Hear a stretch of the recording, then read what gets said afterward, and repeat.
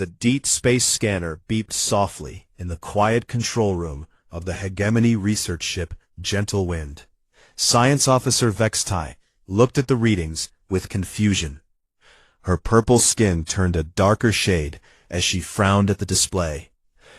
"This cannot be correct," she whispered to herself. The planet on her screen was a nightmare. The surface burned with temperatures that would cook most known species. Massive storms raged across continents, throwing lightning bolts that could power entire hegemony cities. Oceans boiled with violent waves tall enough to crush their largest buildings. And the life forms, Vextai shuddered as she read the data. Giant predators with razor-sharp teeth roamed the land. Flying creatures with poisonous stings filled the skies. Even the plants seemed designed to kill, with thorns and toxic saps. The very air was filled with dangerous gases that would burn the lungs of any civilized being. This was a Class 12 death world, the worst kind of planet in their classification system. No intelligent life could possibly exist there. Yet the scanner showed cities, roads, lights moving in patterns that meant traffic, radio signals buzzing with what sounded like communication, art and music broadcasting into space. Vextai called her captain immediately. Captain Morden arrived within minutes, his tall, thin body moving gracefully down the corridor. His species had evolved on a peaceful garden world, where the biggest danger was choosing which fruit to eat for lunch. Like all hegemony citizens, the idea of a dangerous planet made his skin crawl. "Show me," he said simply. Vextai pointed to the screen. "Captain, this planet should be empty. Look at these readings. The gravity is crushing. The weather patterns would destroy our strongest shelters. The wildlife could kill our people just by looking at them wrong. But there are cities down there. Big ones." Captain Morden stared at the data for a long time. "Are you certain these are signs of intelligent life?" "Yes, sir. Mathematical broadcasts, structured communication, even what appears to be entertainment programs. But Captain, how is this possible? Our scientists say that intelligence cannot develop on worlds this hostile. The survival pressure is too great. Any species would spend all their time just trying to stay alive." The captain was quiet for several minutes. Finally he spoke. "Continue monitoring. Do not reveal our presence.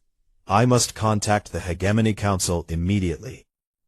3 days later, the Hegemony's finest xenobiology team arrived aboard the research vessel Peaceful Thought. Zelnara, the galaxy's leading expert on alien life, spent weeks studying the impossible planet. Her reports grew more disturbing each day. "The creatures they call humans are biological impossibilities," she told the research team during their daily briefing. "They consume substances that would poison us. They exercise by deliberately causing pain to their own bodies. They leap from great heights attached only to flexible cords, apparently for fun." Dr. Kethlin, another member of the team, added her own observations. "Their entertainment programs are the most shocking part. They watch recordings of other humans fighting each other with weapons. They cheer when buildings explode and vehicles crash. Their fiction stories are filled with war, death, and suffering." "But why?" asked young researcher Pipton. "Why would any species enjoy such horrible things?" Dr. Zelnara's tentacles writhed with distress. "Because they evolved in horror. This death world shaped them into something we cannot understand. They think violence is normal. They find danger exciting. They see suffering as entertainment." The research continued for months. The humans seemed unaware they were being watched. The hegemony team documented everything they could find. Human children played games that would terrify adult hegemony citizens.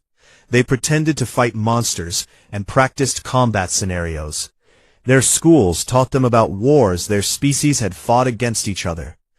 Their history books were filled with tales of conquest and conflict. Even their peaceful activities were strange. They climbed mountains that could kill them. They dove deep into dangerous oceans. They raced vehicles at speeds that would cause instant death in any crash.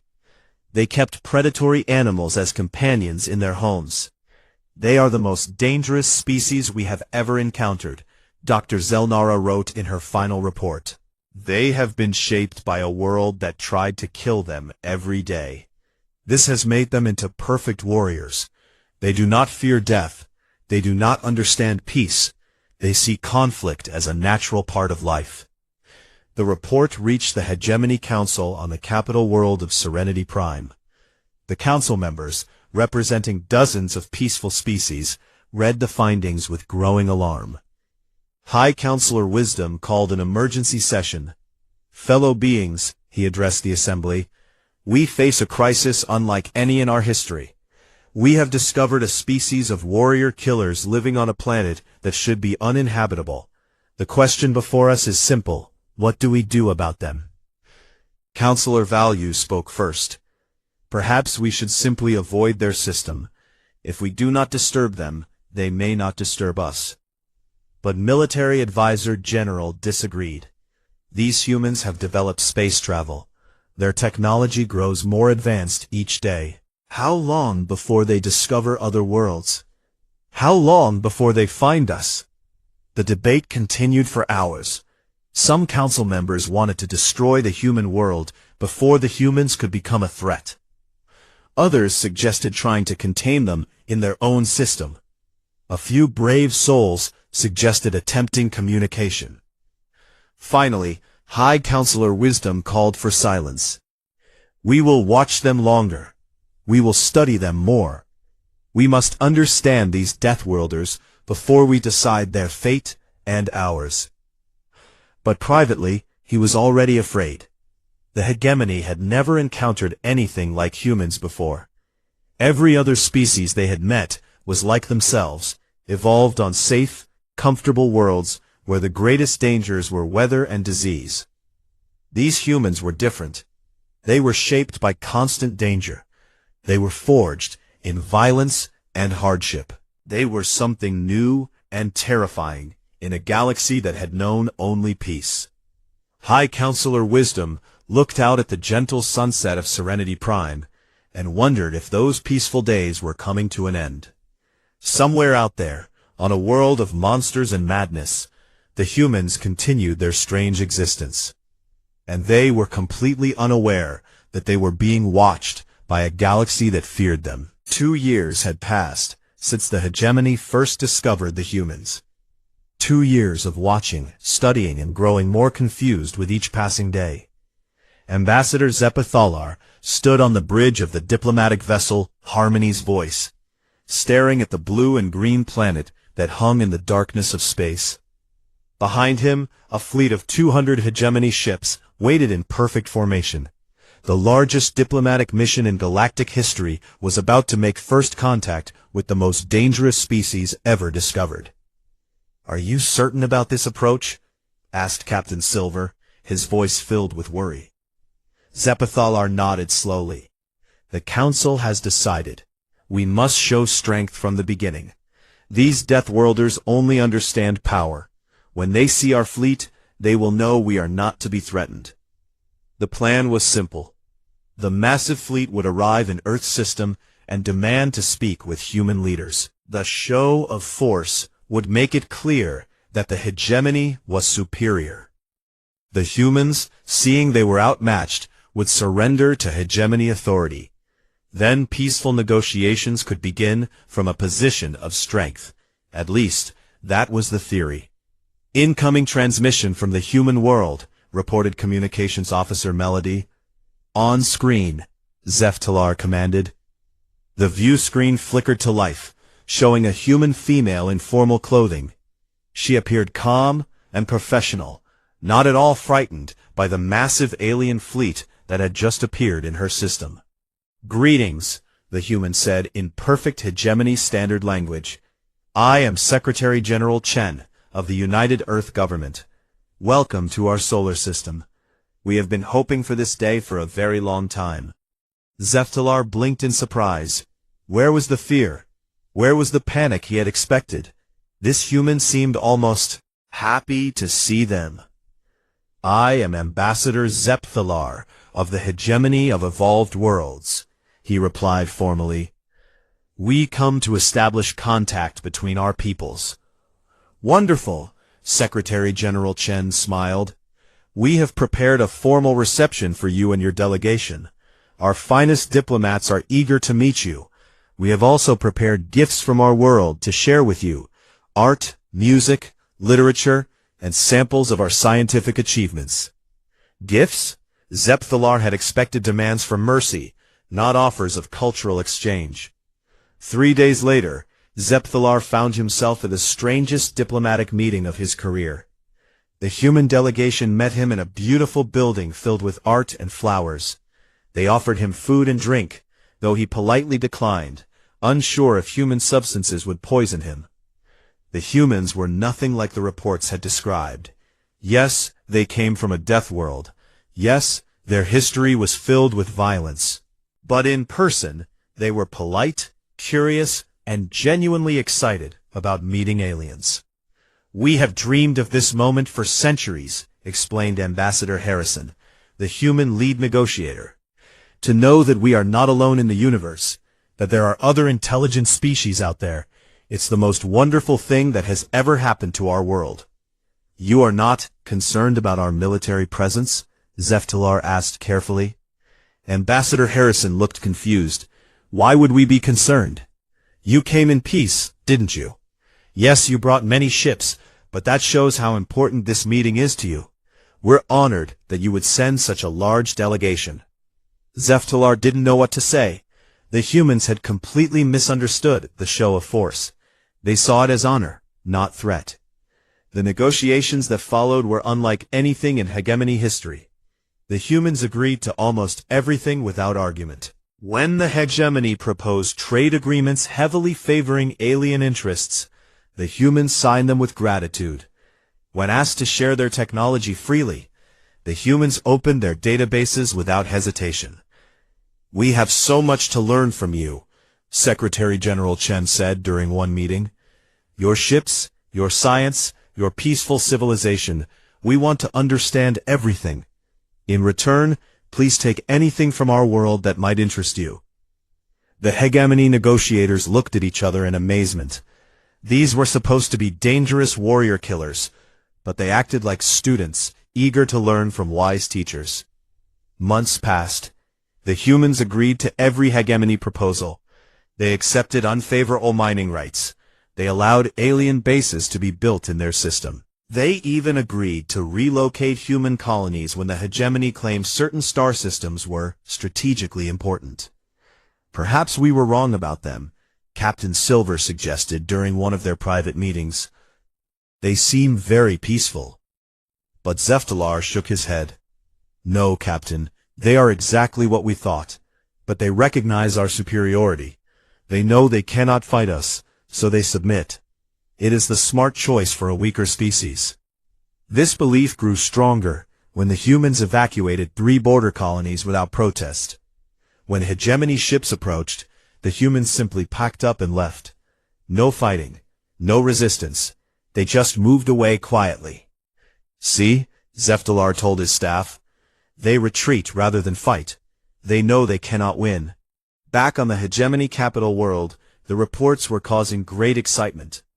The dangerous Deathworlders were not dangerous at all. They were submissive, eager to please, and completely willing to accept hegemony authority. Military Advisor General studied the reports with satisfaction. They fled from our ships without firing a shot. These humans talk about their violent history, but when faced with real power, they run like frightened animals. High Counselor Wisdom was pleased. Perhaps their violent nature was exaggerated. Living on a dangerous world may have taught them when to surrender to superior forces. But it was Admiral Kethmore who drew the most important conclusion. Fellow counselors, he addressed the assembly, we have been given a gift. These Deathworlders possess valuable technology and resources. Their world is rich in materials we need, and they have shown us that they will not fight for what is theirs. What are you suggesting? asked Counselor Value. Admiral Kethmore smiled coldly. I am suggesting that we stop pretending this is a negotiation between equals. The humans have shown their true nature. They are weak. They surrender when challenged. They give us everything we ask for without resistance. But they have been peaceful partners, protested Counselor Mercy. Exactly. Admiral Kethmore slammed his hand on the table. They are so peaceful, they won't even defend themselves. They evacuated their own colonies rather than fight us. Don't you see? We could take everything we want, and they would simply move aside. The council chamber fell silent. Finally, High Counselor Wisdom spoke. What do you propose, Admiral? I propose we stop asking and start taking. These humans have shown us they are too weak to resist.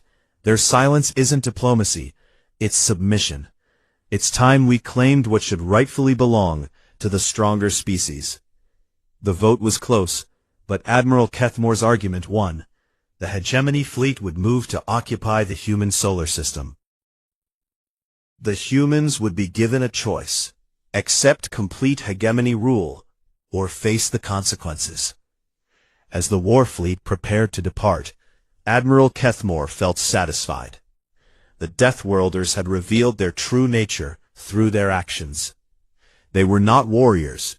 They were cowards who hid behind diplomatic words. Soon, the galaxy would see what happened when a weak species tried to stand against the might of the hegemony. Admiral Kethmore stood in the war room of the hegemony flagship, Supreme Authority, studying the tactical displays with growing confidence. Around him, his officers prepared for what they believed would be the easiest conquest in galactic history. Status report, he commanded. Fleet Commander Atak stepped forward. Sir, all ships are ready for the final phase. The humans continue to show no signs of military preparation. Our scouts report their defensive platforms remain powered down. Their fleet stays in dock. And their response to our ultimatum? Kethmore asked. They have requested another diplomatic meeting, replied Communications Officer Broadcast. Ambassador Harrison sent a message saying they wish to discuss mutual understanding and peaceful solutions to any concerns. After months of watching human behavior, they had become convinced that these Deathworlders were the most cowardly species in the galaxy. The evidence seemed overwhelming. Every time the hegemony had demanded something, the humans had given it freely. When hegemony mining ships had moved into human territory, the humans had simply moved their own operations somewhere else. When hegemony colonies had been established in systems the humans claimed, the humans had quietly filed diplomatic protests and then accepted the new reality. Most telling of all were the 3 border incidents. Each time hegemony warships had approached human colonies, the humans had evacuated completely. They had packed up their people and equipment and left without firing a single shot. They run from any show of force, observed Intelligence Officer Noal. Our psychological profiles indicate a species that learn to flee rather than fight. Their Deathworld environment taught them that retreat is better than destruction. Admiral Kethmore nodded. It made perfect sense. A species that evolved on a dangerous planet would learn to avoid unnecessary risks. When faced with a superior enemy, they would naturally choose survival over pride. What of their military capabilities, he asked. Fleet Commander Atak pulled up displays showing human ships and weapons.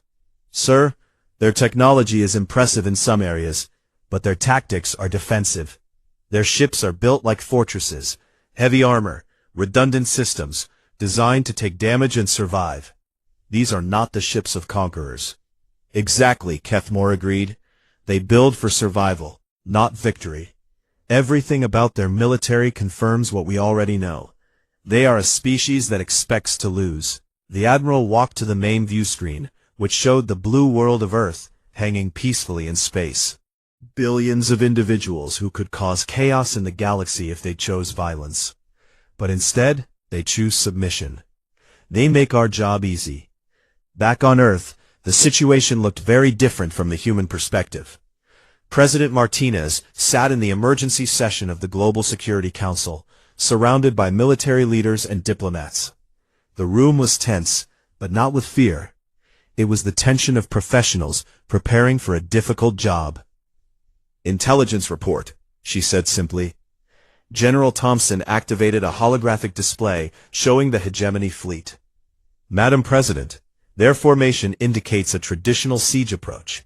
200 ships in standard attack positions. They're following textbook strategies from their own military manuals. And our assessment of their capabilities? Superior in numbers and raw firepower," Admiral Rodriguez replied. "But their technology is designed for fighting other hegemony species. Peaceful races who surrender when their shields fail. They've never faced an enemy that keeps fighting after taking damage." Secretary of State Williams looked around the table. "We all agreed that first contact should be handled with maximum diplomacy. Has that policy failed?" President Martinez considered this carefully. "No, Sarah. Our diplomatic approach served its purpose. We learned about their technology, their tactics, their psychology. We also gave them every opportunity to choose cooperation over conquest." "And now?" asked General Thompson. "Now we prepare for the consequences of their choice." The preparations had actually begun months earlier, as soon as human intelligence agencies realized the hegemony saw diplomacy as weakness. While human diplomats smiled and signed unfavorable treaties, human military engineers had been busy. Every evacuation of human colonies had actually been a redeployment exercise. The colonies hadn't been abandoned.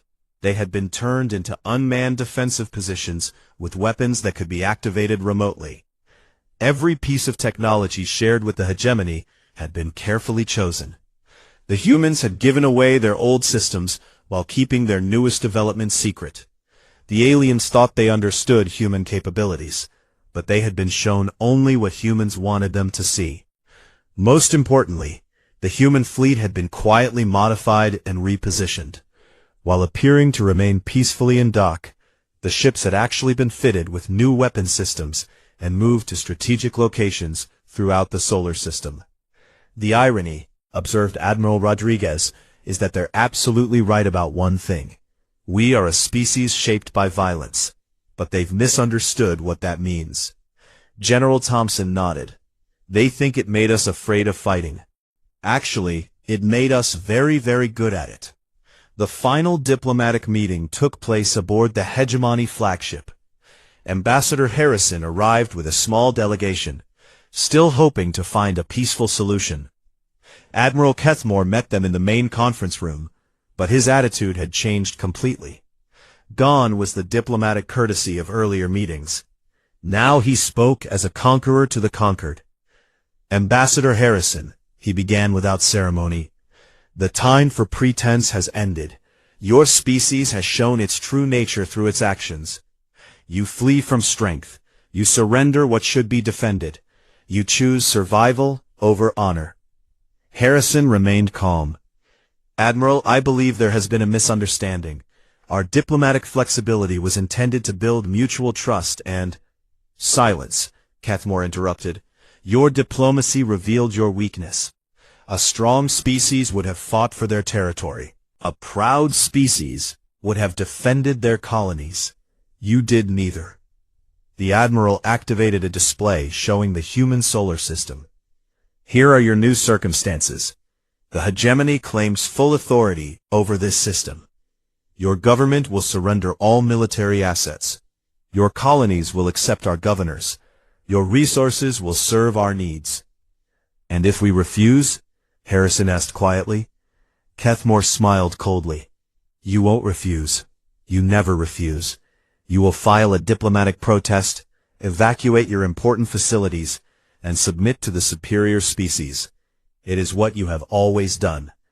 Ambassador Harrison was quiet for a long moment. When he finally spoke, his voice was sad, but not surprised. "Admiral, you have made a serious error in judgment. But we did everything we could to prevent this outcome. The only error would be showing you more mercy than you deserve," Kethmore replied. "You have 24 hours to surrender your government and military. After that, we will take what we want by force. Harrison and his delegation were escorted back to their shuttle. As they departed the Hegemony flagship, the ambassador activated his secure communication system. Control, this is Harrison. The Hegemony has refused all diplomatic solutions and declared hostile intent. Recommend immediate implementation of Defensive Protocol 7. The reply came instantly. Understood, Ambassador. All diplomatic personnel are to evacuate immediately. Military command is assuming authority. Godspeed. Admiral Kethmore watched the human shuttle depart with satisfaction. In 24 hours, the conquest would begin. The Deathworlders would finally reveal their true nature, not as warriors, but as the most cowardly species in the galaxy.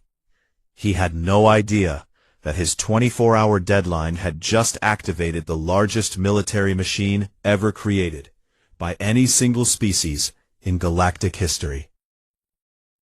Admiral Kethmore felt confident as his fleet moved into final attack formation around Earth. The 24-hour deadline had passed with no word from the human government. As expected, the cowardly Deathworlders were hiding and hoping the problem would go away. Sir, reported Sensor Officer Watchout, I'm detecting some unusual energy readings from the inner planets. Probably there's civilian infrastructure shutting down in preparation for surrender, Kethmore dismissed. Proceed with the occupation plan. But Watchout looked troubled. Admiral, these readings are getting stronger, and they're coming from locations where we didn't detect installations before. Before Kethmore could respond, every screen in the command center suddenly displayed the same image, a human female in military uniform. Her expression was calm but deadly serious. I am Admiral Sarah Chen of the Earth Defense Force, she said. You are trespassing in human sovereign space with hostile intent. You have been given multiple opportunities to resolve this situation peacefully. Those opportunities have now ended. Admiral Kethmore laughed. Another diplomatic protest? How typical. I am Admiral Kethmore of the Hegemony Fleet. You will surrender immediately or face the consequences. Admiral Chen's expression didn't change. Admiral Kethmore, you made a fundamental error. You mistook our peaceful intentions for inability to defend ourselves. You interpreted our diplomatic courtesy as submission. You saw our desire for coexistence as weakness. Your actions prove your weakness, Kethmore replied smugly. You evacuated rather than fight. You surrendered territory rather than defend it. You have shown us exactly what you are. For the first time, Admiral Chen smiled, and it was not a pleasant expression. We evacuated our people because we value their lives. We surrendered territory because it was unimportant compared to peace. But you interpreted these choices as fear rather than wisdom. Because that is exactly what they were, Kethmore declared. No, Admiral, Chen said quietly. Those were choices made by our diplomatic corps.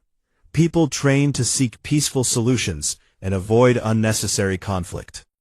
But diplomats only speak for humanity when the other side wants peace. Admiral Chen paused, and her voice became harder. You have demonstrated that you do not want peace. You want conquest. Therefore, you will no longer be dealing with our diplomats. Suddenly, every tactical display in Kethmore's command center erupted with new contacts. Dozens of human ships were decloaking around his fleet. More were rising from what he had thought were uninhabited asteroids. Still more were emerging from behind Earth's moon. Impossible, breathed Fleet Commander Attack. Where did they come from? Sir, Watchout's voice was shaking. Those colonies we thought were evacuated.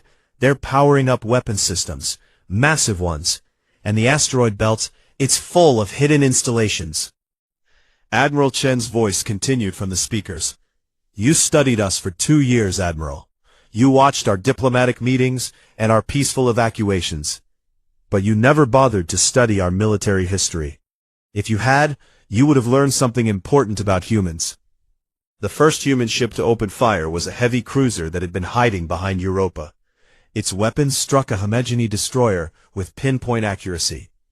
The alien ship's shields, designed to gradually absorb enemy fire, were overwhelmed instantly. The destroyer exploded in a ball of flame. "We don't fight like you do," Admiral Chen explained as more human ships opened fire. "You fight honorable battles with rules and limited objectives.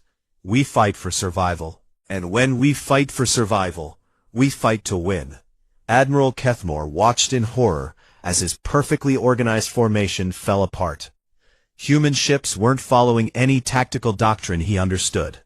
They attacked from impossible angles, used their own damaged vessels as weapons, and seemed to ignore damage that should have forced them to retreat. A hegemony battleship, the pride of their fleet, found itself surrounded by 4 smaller human vessels. The hegemony ship had superior firepower and should have won easily. Instead, the humans coordinated their attack with brutal efficiency. When one human ship lost its weapons, it accelerated directly toward the battleship and rammed it at full speed.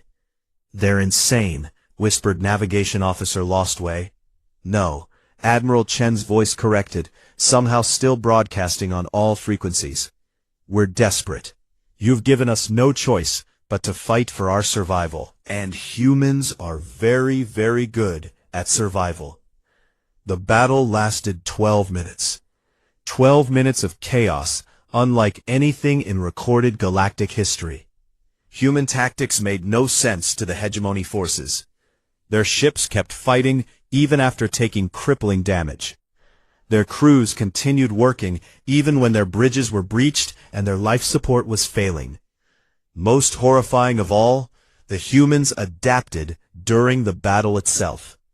They analyzed hegemony weapons as they were being fired upon, modified their own systems in real time, and began using captured alien technology against its former owners. When a human destroyer's engines failed, its crew didn't surrender. They used the ship's remaining power to broadcast hegemony fleet communications to every other human ship in the system. Suddenly, the aliens found their own tactical chatter being used against them. Admiral Kethmore's flagship came under attack by 3 human vessels that had been disguised as civilian transports. As his shields failed and his weapon systems went offline, he finally understood what he was facing. These weren't the cowardly survivors he had expected. These were apex predators who had spent their entire evolutionary history learning to kill things that were bigger, stronger, and better armed than they were. "Full retreat," he ordered desperately. "All ships, immediate withdrawal." But retreating from humans proved as dangerous as fighting them. The Deathworlders had positioned ships throughout the system specifically to prevent escape. Hegemony vessels that tried to flee found themselves herded into kill zones where hidden weapon platforms waited. By the time the surviving hegemony ships finally escaped Earth's gravity well, Admiral Kethmore's proud fleet of 200 vessels had been reduced to 73 damaged and demoralized survivors. As his flagship limped away from the battle zone, Admiral Chen's voice reached him one final time. "Admiral Kethmore, you will carry a message back to your Hegemony Council. Tell them that humanity offered friendship, and it was rejected for conquest. Tell them that we prefer peace, but we are prepared for war. And tell them that if they want to continue this conflict, they will be fighting not just Earth, but everything we learned from living on a world that tried to kill us every single day." The communication ended, leaving Admiral Kethmore alone with the wreckage of his confidence. He had come to conquer weak Deathworlders. Instead, he had awakened something the galaxy had never seen before. In his final report to the Hegemony Council, Admiral Kethmore wrote only one sentence: "We have made a terrible mistake." Behind him, Earth glowed peacefully in the darkness of space. But now, the Hegemony knew the truth.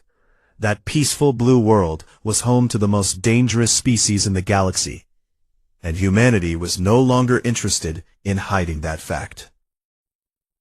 6 months had passed since the Battle of Sol, and the galaxy was a very different place. High Counselor Wisdom, stood in the ruins of what had once been the hegemony's most advanced military base. The human fleet had reached it 3 weeks earlier, and the destruction was unlike anything he had ever seen. Not just the buildings were gone, the very ground looked like it had been torn apart by some terrible force. "They didn't just defeat our defenses," reported the base commander, his voice hollow with shock. "They studied them, learned from them, and then improved upon our own technology to destroy us more efficiently." Wisdom nodded sadly. The war had been a disaster beyond imagination. The hegemony had expected to fight peaceful Deathworlders who would surrender after a show of force. Instead, they had encountered a military machine that treated warfare as an art form perfected over millennia. Human ships had appeared throughout hegemony space, striking at targets the aliens thought were impossible to reach. Their tactics made no sense until it was too late to counter them. They fought like the Deathworld predators they truly were, patient, intelligent, and absolutely ruthless when threatened. Worse still, they had proven impossible to predict. Just when hegemony forces thought they understood human strategy, the humans would do something completely different. They seemed to view each battle as a learning experience, constantly adapting and improving their methods. "Sir," his aide approached carefully, "the human delegation has arrived for the peace talks." Wisdom straightened his formal robes and tried to project dignity, despite the circumstances. The Hegemony Council had voted to surrender 3 weeks earlier, after human forces had penetrated to within striking distance of their core worlds. The peace talks were being held aboard a neutral space station, built hastily by the few galactic species that had remained uninvolved in the conflict. Wisdom entered the conference room, expecting to face the same ruthless killers who had devastated his fleet. Instead, he found Ambassador Harrison waiting for him with the same polite smile he had worn during their first meeting 2 years earlier. "Hi, Counselor Wisdom." Harrison stood and offered a respectful bow. "Thank you for agreeing to these negotiations. Please, have a seat. Can I offer you refreshments?" Wisdom stared in confusion. This was the same human who had tried to prevent the war through diplomacy. The same one who had offered friendship and cultural exchange. He looked exactly the same, spoke with the same gentle courtesy, and seemed genuinely pleased to see him. Yes, thank you," Wisdom managed, taking his seat across from the human diplomat. "I trust your journey here was comfortable," Harrison asked, pouring tea with steady hands. "I know these have been difficult times for all of us." "Ambassador Harrison," Wisdom said carefully, "I must ask, are you the same person who offered us friendship during first contact?" Harrison's expression grew slightly sad. "Yes, High Counselor, I am exactly the same person. As are my colleagues in the diplomatic corps. We never wanted this war. But your military is composed of different people with different jobs," Harrison explained gently. "When you rejected diplomacy and chose conquest, you were no longer dealing with diplomats. You were dealing with our military. They have a very different approach to problem solving." Wisdom was quiet for a moment. We believed that your peaceful behavior meant you were weak." "I know," Harrison nodded. "That was your mistake. You assumed that because we preferred peace, we were incapable of war. You confused restraint with inability." The formal negotiations began an hour later. To Wisdom's amazement, the human terms were far more reasonable than he had expected. They demanded reparations for the damage caused by the war, but not crippling amounts. They required the hegemony to withdraw from disputed territories, but they didn't claim those territories for themselves. Most surprising of all, they offered to share the military technology they had developed during the conflict, in exchange for peaceful cooperation in the future. "You could destroy us completely," Counselor Value observed during a recess. "Why offer such generous terms?" Admiral Chen, who had joined the negotiations as the human military representative, answered, "Because destruction was never our goal. We fought to defend ourselves, not to conquer you. Now that you're no longer a threat, we see no reason to continue the violence. But surely you want revenge for our attacks on your worlds. Admiral Chen shook her head. Revenge is wasteful. It serves no practical purpose. We prefer to build something better from the aftermath of conflict. The peace treaty was signed 3 days later, but the real changes in galactic politics were just beginning. News of the human victory had spread throughout the galaxy at the speed of light. Other species, many of whom had been secretly resentful of hegemony dominance, began reaching out to Earth for diplomatic contact. The Zephyrian Republic, a confederation of peaceful trade worlds, sent ambassadors to discuss mutual defense agreements. The Crystalline Collective, who had been bullied by hegemony mining operations, requested human assistance in protecting their sovereign territory. Most significantly, the various species that had been forced into the hegemony began declaring independence, knowing that human military support would protect them from retaliation. Within a year, the galactic political landscape had completely changed. The hegemony still existed, but as one power among many, not as the dominant force it had once been. And at the center of the new order was humanity, respected, feared, and surprisingly popular as an ally. Ambassador Zeftalar, his body still bearing scars from the war, met with Ambassador Harrison in the same conference room where they had held their first diplomatic talks years earlier. I have been thinking about something you said during the peace negotiations, Zeftalar began. You claimed that you were offering us friendship from the beginning. Even now, after everything that happened, you still call these meetings diplomatic cooperation. Do you truly mean it? Harrison smiled the same gentle smile he had always worn. Of course we mean it. We never wanted to be enemies, Zeftalar. We offered friendship because we genuinely wanted friends in the galaxy. But you destroyed our fleet. You invaded our worlds. You brought our civilization to its knees. Yes, Harrison agreed simply, because you gave us no choice. But that was never what we preferred. Zeftalar was quiet for a long time. Finally he spoke again. I think I am beginning to understand humans. You are not warriors who learn diplomacy. You are diplomats who learn to be warriors when necessary. That's actually a very good way to put it. We fight when we must, but we much prefer to talk. And now we get to find out what the galaxy looks like when Deathworlders are part of the conversation, instead of just being feared from a distance. 5 years later, the Galactic Council met in its new headquarters on Luna, Earth's moon. Representatives from dozens of species gathered to address issues of trade, exploration, and mutual defense. High Counselor Wisdom, now representing a much diminished but still important hegemony, found himself working alongside the same humans who had once been his enemies. The irony was not lost on him. During a break in the proceedings, he approached Ambassador Harrison, who was now serving as the Council's Secretary General. Do you ever regret how things happened between our peoples? Wisdom asked. Harrison considered the question carefully. I regret that war was necessary. I regret the lives lost on both sides. I regret that we couldn't find a peaceful solution to our differences. But I don't regret the outcome.